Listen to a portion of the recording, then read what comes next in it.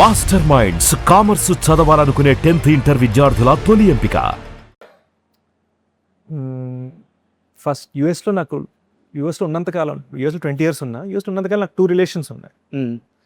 ఈ 2 relations కూడా ఒకటి లవ్ ఫెయిలియర్, ఒక అమ్మాయితో బ్రేకప్ అయిపోయింది యూనో కొన్ని వేరే రీజన్స్ వల్ల. బట్ రెండిట్లో నేను ఫెయిలియర్ ఎందుకు ఫీల్ అయ్యానంటే, రెండో అమ్మాయితో ఎవరితో బ్రేకప్ అయిందో తను చనిపోయింది.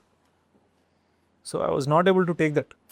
మనం బ్రేకప్ అయినా అవ్వకపోయినా వాళ్ళు కరెక్ట్. అండ్ ఎవరితోటైతే లవ్ ఫెయిల్యూర్ అయిందో తన మ్యారేజ్ నా పుట్టినరోజు నాడే అయింది. సో అది ఎక్కడో ఉండిపోయింది నాకు. అండ్ లక్కీగా నాకు ఒక 10-15 ఏళ్ల తర్వాత తెలిసింది ఏంటంటే, తన మ్యారేజ్ నా బర్త్డే నాడు అనుకున్నారట, దానికి 1 week తర్వాత చేశారట. నీకు ముహూర్తాలు 2-3 ముహూర్తాలు ఇచ్చారు, ఈ ముహూర్తం బదులు ఈ ముహూర్తం చేశారని తర్వాత తెలిసింది నాకు. కానీ పెళ్ళైన ఫస్ట్ 10 years నేను టీనేజ్లో, ఆ 10 years నా బర్త్డే ఎప్పుడు వచ్చినా కూడా అమ్మ ఈరోజు పెళ్ళైంది కదా అనుకునేవాడిని. మీరు ఎలాగైతే ఒక ఏరియాకి వెళ్ళి లవ్ ఫెయిల్యూర్ గురించి ఆలోచిస్తూ ఉన్నారు, నా బర్త్డే వస్తే చాలు నాకు నా లవ్ ఫెయిల్యూర్ గుర్తొచ్చేది ఫస్ట్. అంతే కదా. సో అదొక రకమైన పెయిన్. అదే నేను క్షణంలో డెకాయిట్లో ఎక్స్ప్లోర్ చేశాను. సార్, అండ్ నేను ఒక వ్యక్తి గురించి మాట్లాడాను మీ ముందుకు వచ్చి. మీరు ఫిలిం కోర్స్ చేశారు, సరే ఏదో లాస్ట్ మూమెంట్లో దాన్ని ఆపేసి జంప్ ఇచ్చారు. అయితే నాకు కావాల్సింది ఏంటంటే, మన ఇండస్ట్రీలో ఒక శిఖరం ఉంది, రామ్ గోపాల్ వర్మ. ఆ ఫిలిం కోర్స్లో మీరు అన్ని సంవత్సరాలు నేర్చుకోలేనిది ఈయన సినిమాల్లో టక్కున ఒక సీన్లో చూసి పట్టుకున్నది, ఏదన్నా ఒక చిన్న లెసన్ కానీ మూమెంట్ కానీ, ఇది పుస్తకాల్లో చెప్పేది కాదు, వర్మ మాత్రమే చేయగలిగే మ్యాజిక్ కానీ మీకు అనిపించిన ఒక షార్ట్ కానీ, ఒక ఐడియా కానీ ఏమన్నా ఉందా? సత్య ఫిలిం అండి. ఓకే. బీకు మాత్రే ఇంట్రడక్షన్. ఓకే. ఇలా కూర్చొని ఇంటి లివింగ్ రూమ్లో కూర్చొని, అవును, చైర్లో కూర్చొని ఇలా ఫోన్ ఇలా మాట్లాడుతున్నాడు. వెనకాల పిల్లలు పరిగెడుతున్నారు, ఫ్రంట్ కార్టూన్ ఏదో న్యూస్ ఛానల్ ఏదో నడుస్తుంది టీవీలో. ఈయనేమో 2 కోట్లు ఇవ్వద్దని చంపి అని ఇలా మాట్లాడుతున్నాడు. పక్కన పెళ్ళం వచ్చి కాఫీ తీసుకో, చాయ్ తీసుకో అంటుంది. ఈయన వెనకపోతే ఇలా ఆ కప్పు ఇలా భుజం అంటాడు, చెప్పాను కదా తీసుకో అని అంటుంది.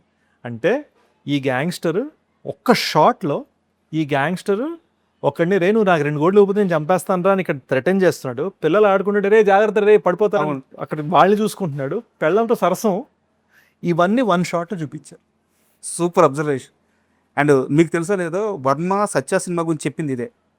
అంటే మాఫియా అనేవాళ్ళు ఎలా ఉంటారు అనేది నా సినిమా కాదు, మాఫియా అనేవాళ్ళు మనలాగే ఉంటే ఏంటి అనేది సత్య అని మా ఇంటర్వ్యూలోనే, 5వ ఇంటర్వ్యూలోనే వర్మ గారు చెప్పింది. That was a big learning for me, Satya film.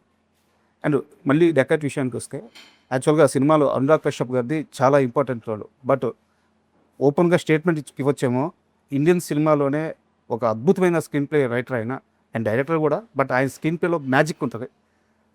And ఈ మూవీలో నటించేటప్పుడు ఆయన ఈ కథ విన్నాక, ఈ స్క్రీన్ ప్లే విన్నాక, సినిమా షూటింగ్లో కానీ లేదా సినిమా షూట్ ముందు కానీ, రిలీజ్ అవ్వకముందే మీకు ఇచ్చిన కాంప్లిమెంట్ ఏంటి? ఒక బ్యూటిఫుల్ మాట అన్నారు. ఫస్ట్ few days ఆయన షూట్ చేస్తున్నప్పుడు, వీళ్ళు ఎందుకు ఈ సీన్ ఇంతసేపు తీస్తున్నారు, నేనైతే ఒక షాట్లో తెక్కకూడదును ఈ సీను, ఆ సీన్ అయితే వీళ్ళు 4 రోజులు తీస్తున్నారు, నేను 2 daysలో తెక్కకూడదును అని ఆయన లోపల నుంచి ఫీలింగ్స్ పుట్టుకొచ్చేవట. డబ్బింగ్ అప్పుడు ఆయన ఎడిట్ చూసేసరికి అమ్మ ఇలా తీసారా దీన్ని అని చాలా హ్యాపీ ఫీల్ అయ్యారు. ఓకే, అది చాలా ఆనందంగా అనిపించింది.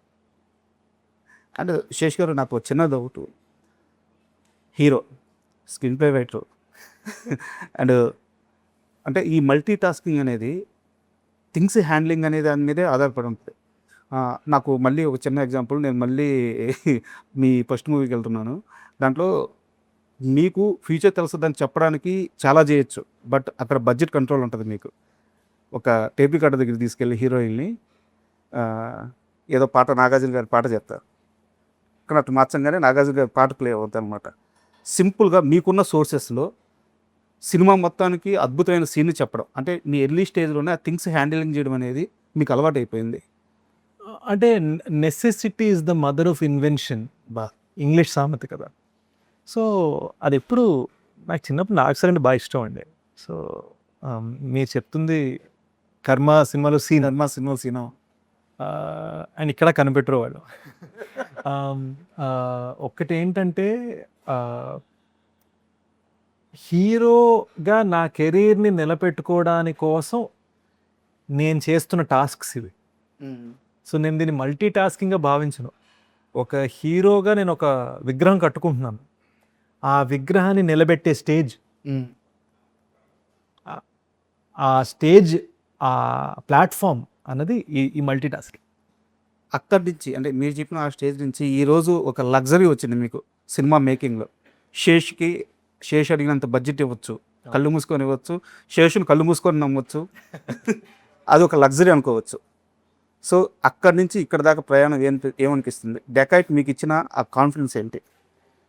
టేక్ డెకాయిట్ 65 crores మనం within 1 week OTT and box office ద్వారా ప్రొడ్యూసర్ని సేఫ్ చేయగలము, కొన్న వాళ్ళందరినీ ఆర్థికంగా సేఫ్ చేయగలము అన్న కాన్ఫిడెన్స్ ఇచ్చి, అది చాలా గొప్ప విషయం. నాకు తెలిసి చాలామంది దాన్ని హ్యూజ్ పిఆర్ బ్లాస్ట్గా చేద్దును.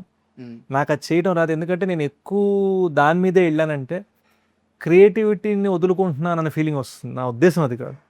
కానీ నేను ఎప్పుడు ప్రొడ్యూసర్స్ యాక్టర్ని. ఎందుకంటే నేను నా ఫస్ట్ 2 films నేను ప్రొడ్యూస్ చేసుకొని మార్నింగ్ షో నుంచి మ్యాట్నీ షో లోపల అయ్యేలోపు నా సినిమాని తీసేయడం జరిగింది. సో పోస్టర్ ఖర్చులు కూడా రాకపోవడం అంటే ఏంటో నాకు తెలుసు. So I'm a producer first నా మైండ్లో, వీటన్నిటికన్నా ముందు. సో ప్రొడ్యూసర్ని సేఫ్ చేయటం నాకు ఎంత ముఖ్యం అనేది ఒక బ్యూటిఫుల్ కాన్ఫిడెన్స్ ఇచ్చింది circuit. At the same time నా సినిమా వరకు ఎన్ని రోజులు తీసాము అనే దానికన్నా పర్ డే కాస్ట్ ఎంత అనేది నేను చాలా జాగ్రత్తగా చూసుకుంటాం సార్.